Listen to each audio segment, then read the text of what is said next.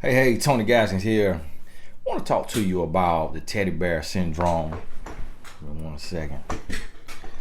Now, this is something a term that I made up as I was talking one day. It probably is somewhere in therapy or counseling somewhere, something similar, but I've never been through those things, so I would not know. But I thought about it because me being a former player, a former dog, and going through this cycle, it really started to look like that to me. Where I don't know if you've ever been with the type of man that I was when I was a college football player, and you have this man who is lost and he's hurting and he doesn't know who he is, what he really wants, or where he's really going. Things in his life might not be going the way he wants them to go. See, a lot of times when everything is going right in a person's life, or at least going the way they want it to go, might not be going as fast as he wants it to go, he's easier to deal with. When a man is not where he wants to be with his money or his goals, he becomes harder to deal with. And I remember being that man, this toxic man who I was in college, and for me it was my football career wasn't going the way I wanted to go because I wasn't putting in the work that I needed to put in. So I wanted to get something for nothing, like I had got my whole life, my whole athletic career as a basketball and football player. I didn't put a whole lot in, but I got a lot out because I was a natural athlete. But now when I got to college, it was a different story. And so what happened is, when you are a little boy, and this could be, for a woman as well, but I'm speaking from a male perspective, so understand that, just invert it if you need to. But when you're young, as I mentioned in my video yesterday, my 6-year-old, he has a bunch of stuffed animals, a stuffed lion, a stuffed frog, stuffed bear, and he loves little stuffies. And then he has a lot of dinosaurs, a lot of little toys. And he doesn't have anything going on in his life. He doesn't get mad or anything like that. But if he gets his feelings hurt, say, hey, you can't play on your Nintendo Switch right now. You need to take a break from the game. He may walk in his room, go up under his bottom little hangout area, and lay down with a stuffy. Lay his head on the stuffy and may fall asleep. My oldest son has a little stuffed dog. He's 13. He has a little stuffed dog that he's had since he was little. My wife has a teddy bear. My wife in her 30s, she has a teddy bear that she's had since she was 4. So you see what I'm saying? Now, my wife's teddy bear has a rip in it in between the legs. So, when I want to get on her nerves, I'll go in there and pick out me a piece of cotton, and make her mad. And then she got to run and chase me through the house when I want to play with her. And so I'm looking around and I'm seeing how even just the people closest to me have something that consoles them if they need it to. Like my son, my oldest son, he don't need a stuffy, but just keep it. It's sentimental. He may lay his head. My wife, that's what she used her bear for. She puts it under her neck, kind of make a more even plane, with the pillow. I don't know how she uses it, what it does, but that's how she uses it. She's had it since she was 4. And when you think about this is what a lot of men do with women, to where a woman becomes the human teddy bear. When I went on the radio show, The Breakfast Club, I mentioned that, the show out of New York, I mentioned that on there. Maybe you just search Tony Gaskins, The Breakfast Club, you'll hear me talking about it. But I mentioned that on there about the human teddy bear, to where what a man will do with a woman is he will come to you for consolation. You are his peace. You are his comfort. And when everything's going fine, he's hugging you, loving you, just all over you. Then when things aren't going good, If he's angry, you get the brunt of his anger. And just like with that little bear or the little doll, his little He-Man or his little Hulk Hogan or whatever you call the thing, the Hulk, and just how that little boy will take and rip off the arm and rip off this arm and throw it up against the wall. Why is he doing that? He's doing that because the world has hurt him. His feelings are hurt. His ego is hurt. His pride is hurt.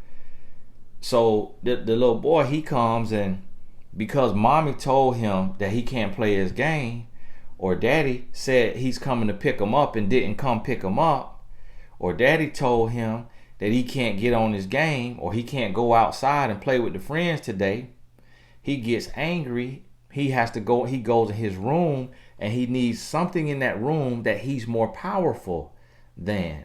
So he grabs that little toy, and it might be his Hulk, which is this green, strong, muscular toy, and he rips off this arm and rips off that arm. So now here's something that looks tough, but he's able to rip it apart.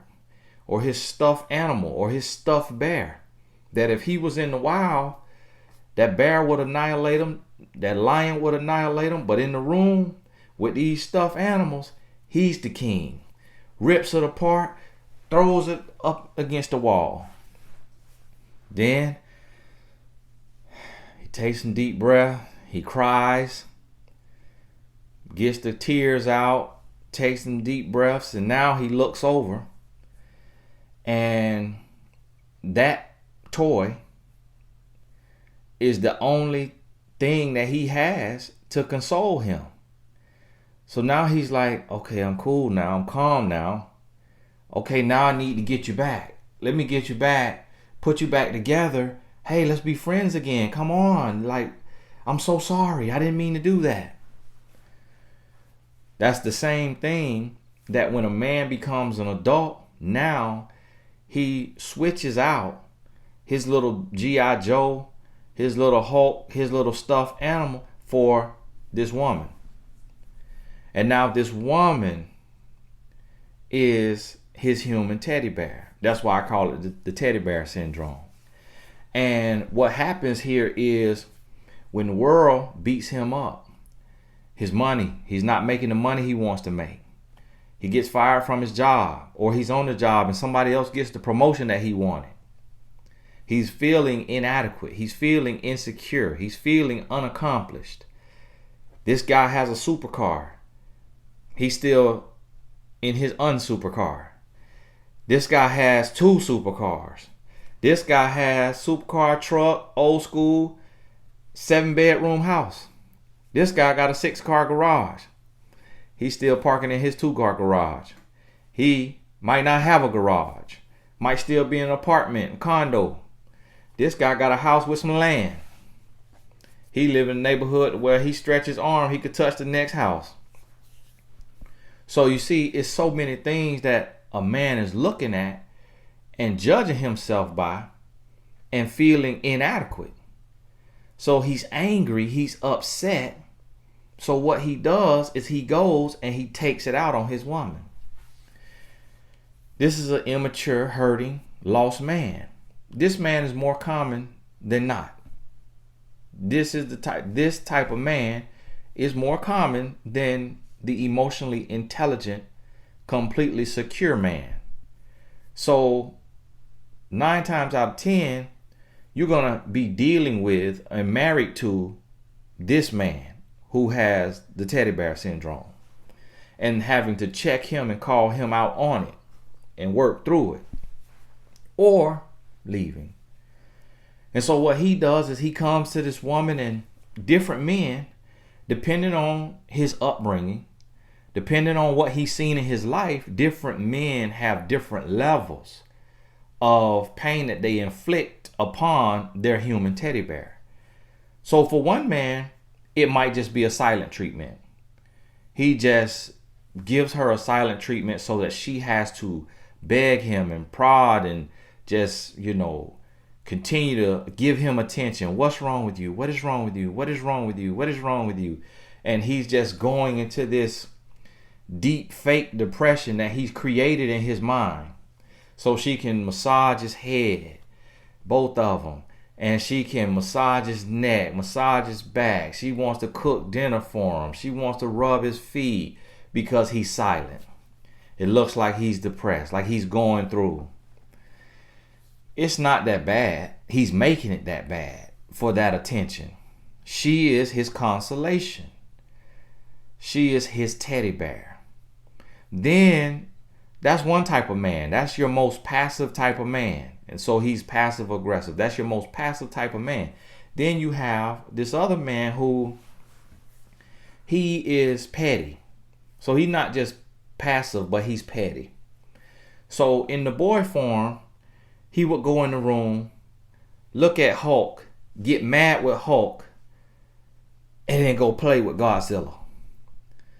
And sit there playing with Godzilla and looking at Hulk. Ha ha ha, I know you're jealous. Yeah, Godzilla. Right? And so as an adult, that form of a man, what he does is he goes and he starts talking to other women. Now you got one man who's just going to emotionally cheat. But then you got the man who was raised around savages and players and didn't see healthy relationship. He's going to emotionally cheat and physically cheat.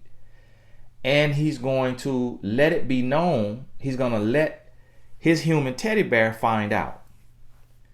And the reason being is because he wants her to be jealous. He wants her to fight for his love. And he wants her to fight for his love because a lot of time when a woman gets cheated on, she works out harder, she puts on more makeup, she cooks more, she cleans more, she does more tricks in the bedroom. A lot of times when a woman is cheated on, she becomes insecure and she starts to feel inadequate and she starts to compete with the other woman. She says, you're not going to get my man.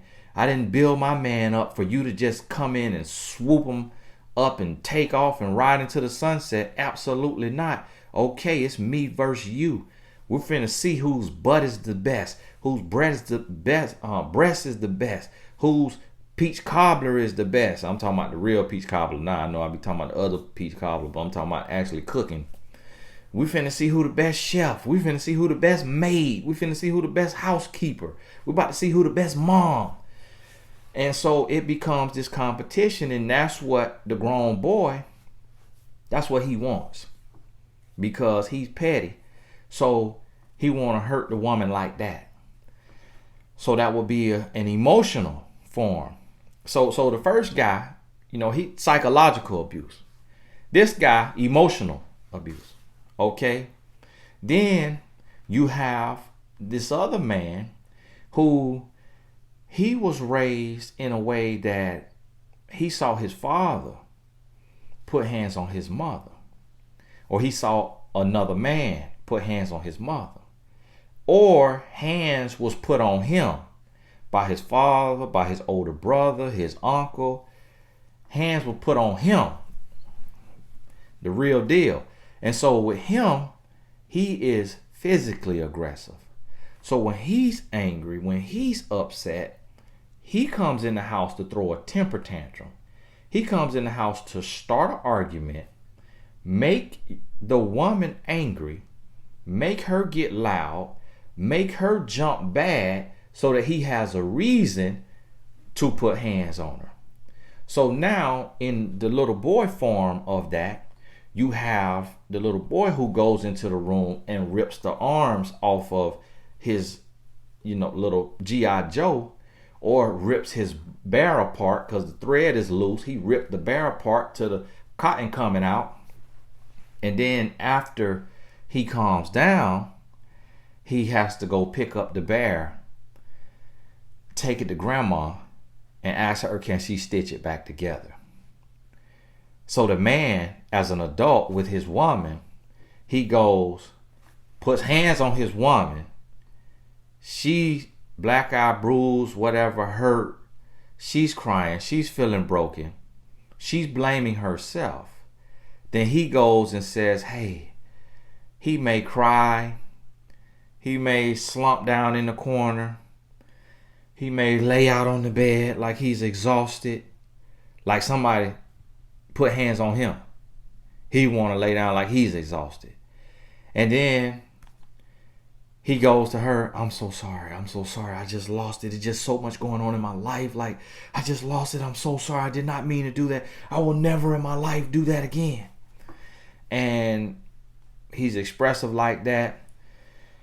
And then she internalizes the pain, blames herself, says that's just men, because maybe it's happened to her before by another guy or by two guys. Maybe she saw her dad do it. Maybe she saw her brother do it to his girlfriend. Maybe she has a point of reference where she says this does happen in relationships. I'm still living, I'm still breathing. It's not the end of the world. You know, it felt more like a WWE match than a MMA match. So, yeah, the WWE is fake. You know, they got a little bit of stuff in there, a little real, but that MMA is the real deal. And so she's just processing this in her mind and trying to make it make sense to her. Like, okay, yeah, I could get through the WWE, but if this was MMA, I'll be gone. You know, if this was boxing, I'll be gone. But WWE, okay. And so she's processing in her mind to make excuses for him. He's begging, pleading. He's the sorriest man in the world now. And so, boom. Each woman. The first woman, she was baited by his solid treatment to cater to him, to baby him. The next woman, she was made to feel insecure and inadequate. So now, she's competing for him. She's working even harder for him. And then the other woman, she's licking her wounds, trying to heal up, got to call off work because of the marks on her. But now she feels like it's a rite of passage. She starts to convince herself that unless a man can get this intense and get this, irate and animated with you, then he's not fully invested into the relationship. And she starts to tell herself, I kind of rather go through this than him just storm off and walk off and ignore me for weeks like he doesn't care. Because this means he cares. And she starts to tell herself that. She also starts to tell herself about every other woman she knows that has gone through it. Every other man she knows that has done it. Or she will tell herself that that's what she likes and that's what she wants to be a part of because she's a ride or die. It's real love. So now she takes, and also this last woman, the makeup. Because he did that, and because he knows that is an offense that can send him to prison. See, the man with the silent treatment, you can't go to prison for a silent treatment. The man who cheated, you can't go to prison for cheating. But this last man who put hands on a woman, he knows he could go to prison for that. So he knows if one day she finds the strength to call the boys in blue, he going up the road. He also knows that nobody in the world may know that he has that side. And that if she calls the boys in blue, all his co-workers, all his church members, men be in church doing it. All his doctor colleagues, lawyer colleagues, doctors, lawyers, school teachers, police officers, all of them do it. It's a man in every field that does that. May not have happened to you, but it's more common than you think. That's why they say every 9 seconds a woman getting hands put on her. Every 9 seconds. So what happens is he says, okay, let me love her down. So he cooking breakfast in bed. He bringing an ice pack. He bringing a heating pad. He massaging feet. He rubbing her down. The session that they have, they flipping, tossing, they got everything. And it feels so passionate to her. She's like, wow. Because she doesn't get that kind of passion until after they have one of those episodes. So now she's like, a part of her is almost wanting another WWE episode. And what I mean by that is, bad enough for him to want to grovel on his knees and apologize and cater to her for the next week, but not bad enough to really do damage to where she got to go to the hospital. A part of her will start to want that. Oh yeah, real life. Oh yeah, this real life. I know it sounds absolutely crazy to some of you, but this real life. I'm out here, I'm in the trenches, okay? And I used to be out there. I was 19, 20 years old, college football player. Hey, I done lived through it all. You hear me? That's why I have the depth of understanding, and I got a front row seat, because I done been there. I done been through it all. That's why I teach what I teach and teach the way I teach. You hear me? And now I'm on the other side in a completely healthy, perfect marriage. And that I call perfect, because we ain't got no yelling, fussing, fighting, storming off, breaking up the makeup. We ain't got cheating. We ain't got none of that. All we have is your normal disagreements. Your normal disagreements. So I done been on both ends of the spectrum. And so I see what goes on. Now see, here's the thing. If you are the teddy bear, what do you do? What do you do? Now in behavioral science, you have the redirection. So you have the ignore, redirect, and reinforce.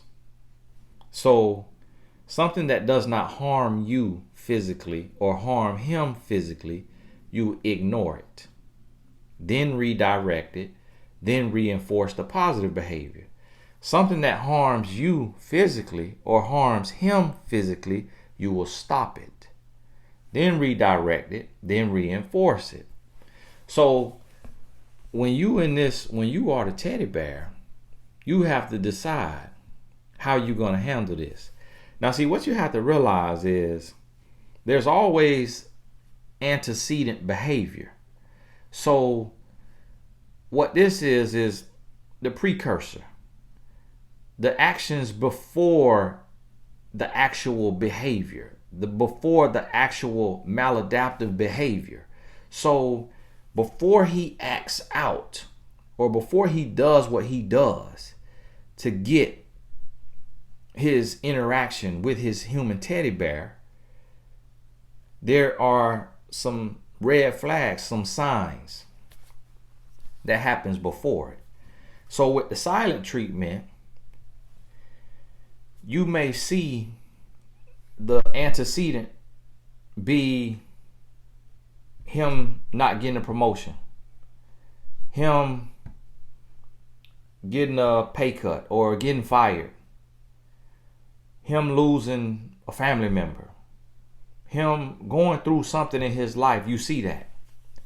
Then instead of talking about it in a healthy way, he has a passive aggressive silent treatment, to where this silent treatment is not just about what happened, but it makes you feel like you caused it, like it's your fault, like he's also angry with you because you don't love him enough and you aren't there for him enough.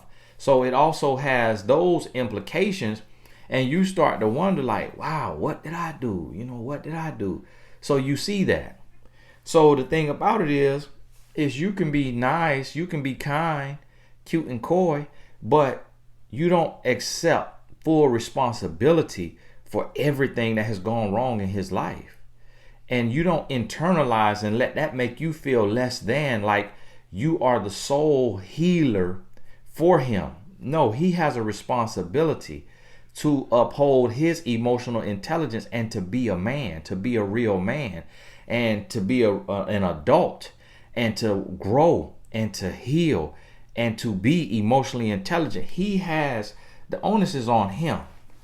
So I don't know what onus means. Sound good right there though. But so he has to understand that. So you do not bandaging him and, bandaging. Okay, I said band-aiding him. You ain't doing all. You're not catering hand and foot. You don't turn into a slave because he's hurting, because he upset. Something went wrong in his life. Something happened. It's like, okay, all right, I'm here for you. Okay, here's the normal meal that I cook. Okay, here's the normal Netflix on the couch that we have. But you don't go out of your way and just continue to just the way you feeling like a robot. You feeling like the help, catering to him, and then he's milking it and he's relishing in it because he feeling like King Tut, and he done kicked his feet up, and now you just serve and serve and serve and serve and serve. Okay, so you have to check that. And what I mean by that is that don't mean a conversation. You just kind of do the normal that you do and don't do anything beyond that.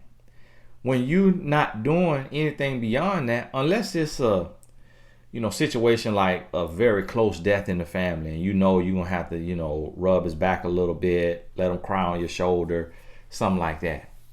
But what'll happen is if he sits in that space too long, it will then mutate into another ailment to where now he'll start to be more passive aggressive with you, and he'll kind of start to be a little condescending. He'll start to take shots at you verbally. So it'll go to verbal. It'll go from, psychological. Then it's verbal abuse, saying little stuff to you. So you have to be able to check that by not catering, not reinforcing it, by doing more and doing more. But then if it mutates and it gets worse, you got to be able to speak to it. On the first thing he says, say, hey, don't talk to me like that because I did nothing to you. So understand, I'm not your punching bag. And if that's what you think this is going to be, you have another thing coming. Now, remember I told y'all about that Liam Neeson voice. You need to go watch the movie Taken just so you can remember, or YouTube it, Liam Neeson in Taken. Just so you can remember how Liam did that. When Liam Neeson, and y'all ain't never heard the movie Taken, when the man's daughter got kidnapped and he in America and she over there somewhere else, Paris or somewhere, and he called that man, the man who kidnapped the daughter picked up her cell phone and he was on the phone. And he said, listen, I don't know who you are. If you let her go, you'll have no problem from me. But if you take her, I will find you and I will kill you. Just like that right there. He didn't yell. Cause the other kind of gangs, they be, I'm the king of this city. Like Denzel Washington in Training Day. But see, when you dealing with a man, you got to be Liam Neeson in Taken. You can't be Denzel Washington in Training Day. Okay? So you give him that energy, he gonna feel you. Because this man right here, this first man right here, the passive aggressive man, he's soft anyways. He's soft anyways. Like, he ain't going to no hand play. Okay? His hand's not even up to date. If y'all got there, you might whoop him. So he's not escalating. So when you check him out, when you check him with that Liam Neeson voice, he finna, okay, I'm sorry. I'm sorry. Forgive me, please. I'm just going through a lot. That's how he gonna be. Now this next man that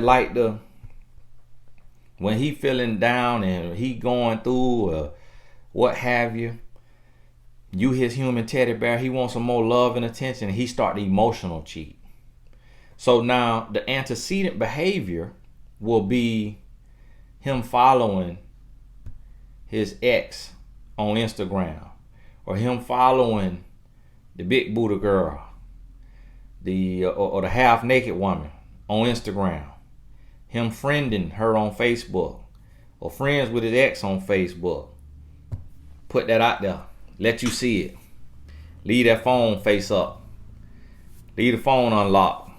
knowing that you like to play Blues Clues. Y'all remember the show for the kids, Blues Clues? He know you like to play Blues Clues, so he gonna let you go and find some clues. So you get in there, sniffing around like Blue, and now you find your clues. Led you right to it. But see, here's the thing. With this man right here, this second man, see the antecedent behavior, that's been in the works. That's been in the works, y'all whole relationship. So what he did is he tests you several different ways. So what he did is in the first 3 months, he told you, hey, I'll call you after work. You didn't hear from him. The next day, he called you. You didn't check him. Hey, how are you? I was worried about you yesterday. What happened? Oh, I just, I fell asleep. He did that on purpose. That was a test. You failed it. Because you didn't know it was a test, because you came in honest and pure-hearted. You thought he honestly fell asleep. He didn't fall asleep. He actually was talking to another woman. That's why he couldn't call you. He was wide awake. He was building with another woman. You just happened to be the horse in the race that caught up to the bunny rabbit and won.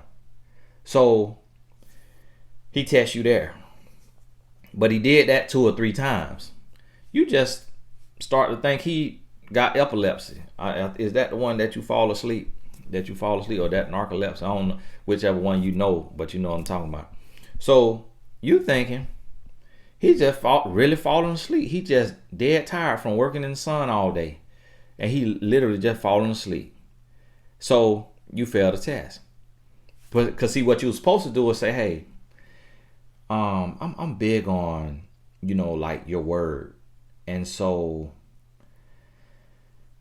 because your word is all you have. And that's how we build trust. So if you tell me you're going to call me at a certain time, I may cancel something or move something around to be there for your call because you are a priority. I can't be in a situation where you're a priority and I'm just an option. So I'm going to tell you like this, I don't know what this chronic sleep thing that you have, but you either need to go to the doctor and get that checked out so that I know this is a real thing and you have medicine for it, or you need to call me when your head is on the way to the pillow so that I understand. But what I'm saying here is you need to be a man of your word. You see what I mean? You're supposed to check them. That's if you're a talker. Now, if you're not no talker like my wife, then you said a lot less words. Listen, if you can't call me when you say you're going to call me, then just stop calling me altogether. Bye. Then let them call you right back. Hello? And like ain't nothing happened. Why you hung up the phone? Well, I assume you didn't want to talk. Would you like to talk or no? Yeah, why you acting like that? Hey, excuse me. Do you hear me raising my voice? No, you ain't raising your voice. Well, don't raise your voice at me. I'm going to raise my voice. Then he called you back. Why you hung up the phone? Listen, if you yell at me one more time, it will be the last time you ever hear from me. Okay. I'm sorry. Jeez, I'm just flustered. It's just, I got a lot going on in my life. Like, I'm sorry, I'm not yelling, okay? Now, you see how she just checked him? That's how not many women do that. Most women, 9 out of 10 women, they fail that test. They let it go because they say, oh, that's just men. Or they think it's cute. Because the last man used to do that. So now with this man, with him just yelling, oh, it's cute. She think it's cute. She think it mean he cares. So you fail the test. So see, with this man who liked the emotional cheat and or physical cheat, it was little tests that he did. Like giving you his word and not keeping his word, yelling at you in a disagreement to see if you're going to shut that down and make him talk to you room tone, storming off in a disagreement to see if you're going to check him and tell him y'all got to sit down and talk this out like adults. Silent treatment for 24 hours, 48 hours, 72 hours or more to see if you're going to flip out and be calling him, blowing him up, trying to kiss his behind. Or if you're going to let him go silent, then wait till he calls you. And then when he calls you, you say, listen, that's the first and last time. If you want to be in my life, there are no breaks in a relationship. You got to talk this out like an adult. So do you want to be in this or not? Because I'm cool either way. And when you check him like that first time after that silent treatment, you ain't chasing him. You weren't calling him. You ain't lose your wits. Like a lot of women, he gives silent treatment. They blowing his phone up. You fail the test. Oh yeah, you get tested in a relationship. Everybody tests everybody. It just, you might not call it a test. Women test men too. You just might not call it a test. But yeah, you test. You be honest with it. You sit down and think about it. You test. And so when you check them after that silent treatment, you pass that test. He don't do it again. He do it again and then you stay with him, you fail the test. So see, this man that's going to be a cheater, emotional or physical, guess what? He done test you just to see what you're going to tolerate.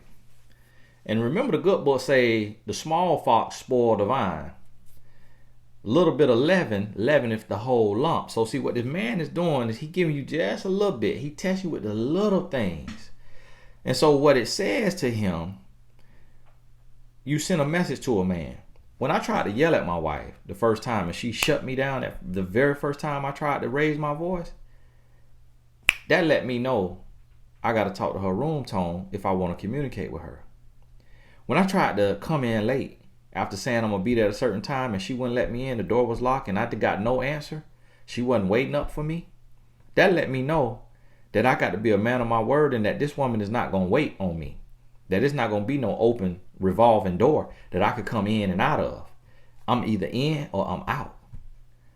So see, it was little tests like that. When I started trying to control my wife and do all the things that I was doing with my previous relationship, when I started trying to be like that with my wife, 2 months, 3 months into us dating, she broke up with me. She let me know that I'm not with the games. So guess what?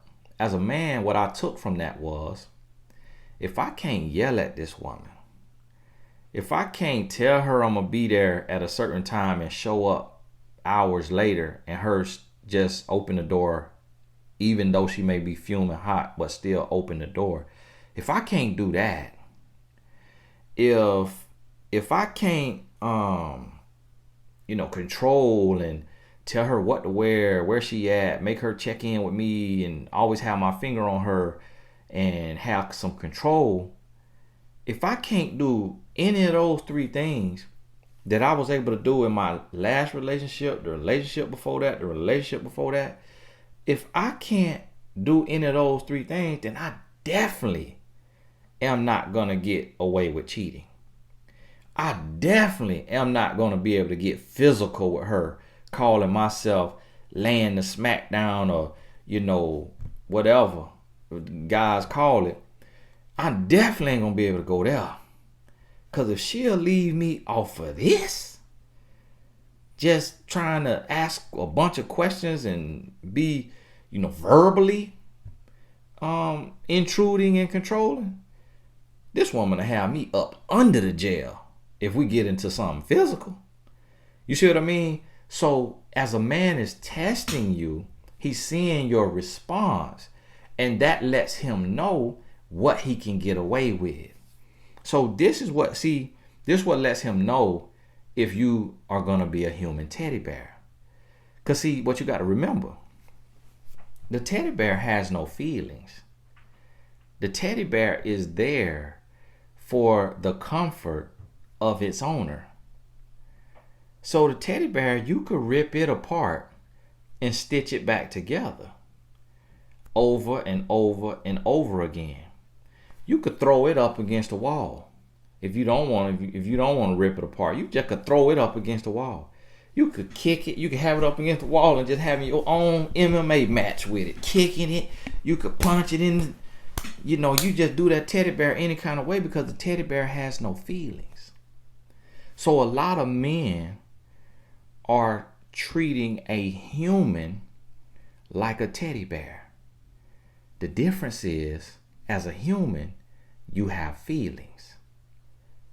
But if you don't have standards, then you will be treated like you don't have feelings. And if you don't have standards, eventually you will stop feeling. What you're going through, the cheating, the lies, the manipulation, the abuse, all of those things will become your norm. And you will adapt to it. And it will become your norm.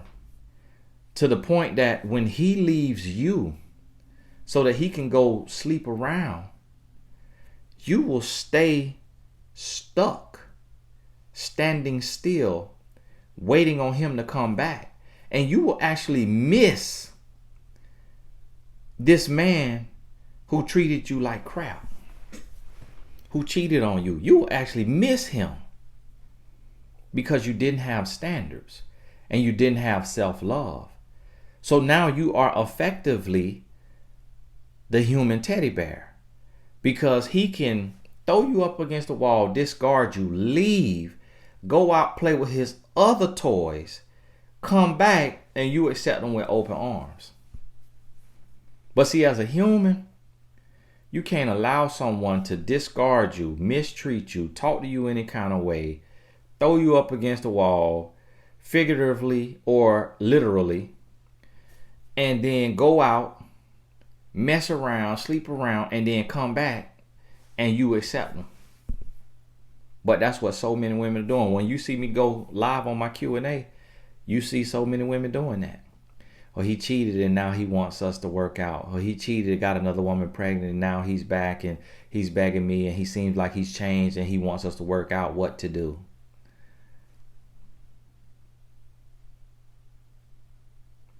You see it. You see it.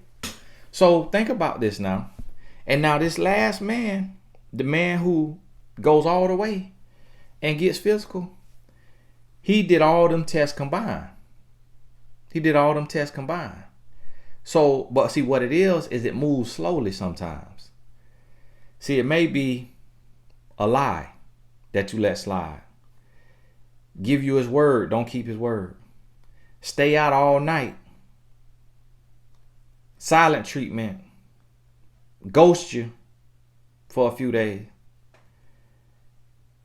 Emotional cheating in the inbox. Then physical cheat with an ex or with a new woman. Then yelling.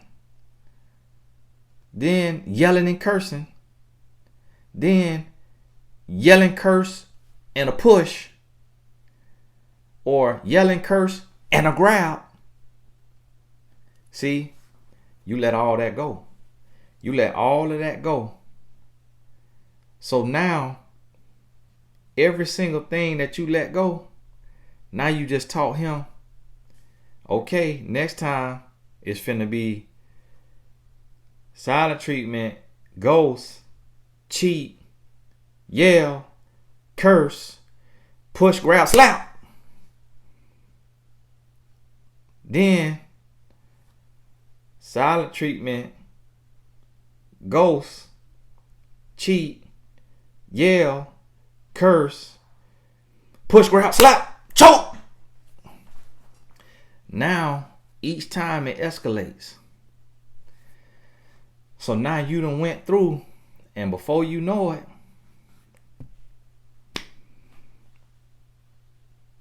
he in there in the house with you, and he think he Conor McGregor.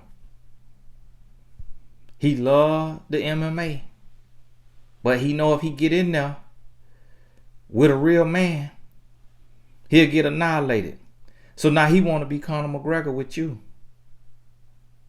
And because of every single thing, he's a trash human being. He's lost, he's broken, he's hurting.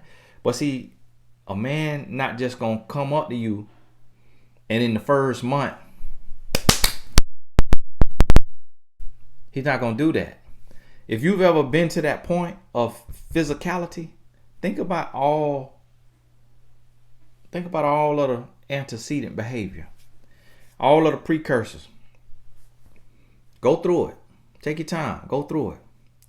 You're going to see you went through a series of red flags. And then, bop, bop, boom. And then guess what? When that happened, let's say you didn't recognize the red flag. Let's say you ain't see no red flags and it just went right there. Boom. It went right there. Conor McGregor. MMA cage. If you don't call the boys in blue, guess what? You just failed a test. So every single time that happened, it's going to be worse and worse and worse. And the result of physicality is one or two things: prison or the grave. Prison or the grave. One of y'all going to prison, or one of y'all going to the grave. So you can't play with it. You can't play with it. Ever. So, hey, I hope this here, you might have to sit with this 2 or 3 times, because as you hear stuff, your mind go to racing and you start thinking about stuff, and understand that I'm extremely serious about this. I don't make light about this here stuff. And, because it's a serious issue. And a lot of people, minimize it, and a lot of people go through it and turn it into a joke. It's a lot of stuff that your brain starts to heal and self-soothe, and you look back at it and you laugh at it. I've heard that. I've seen that.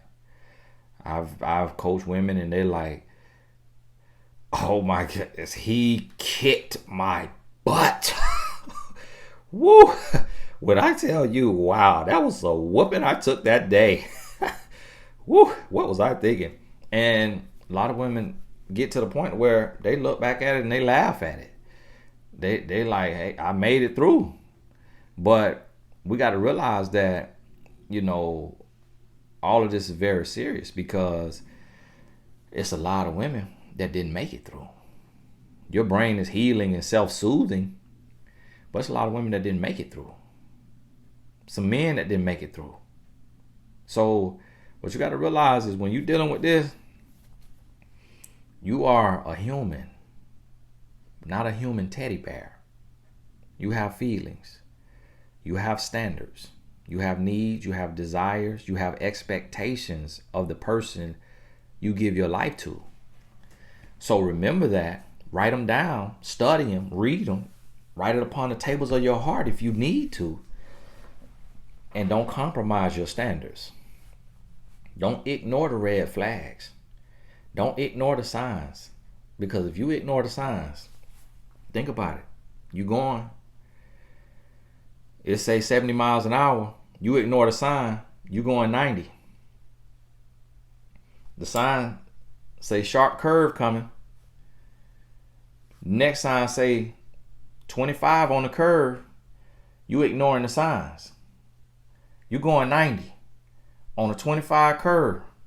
What's going to happen?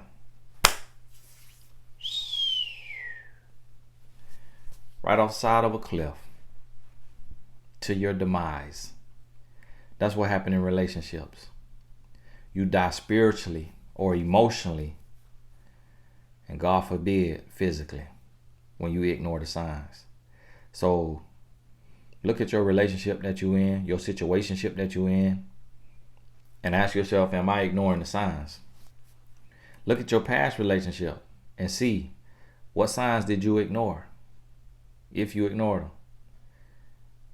And if you're single and you ready to mingle, then get prepared for your next relationship so that you don't ignore the signs. Hey, this Tony, guys. If you got this far, I know it's only 3 of you that got this far. put "be blessed, I made it" in the comment, just so I could hit the heart button and let you know I appreciate you. Hey, this is Tony Gasson. God bless you. We'll talk soon.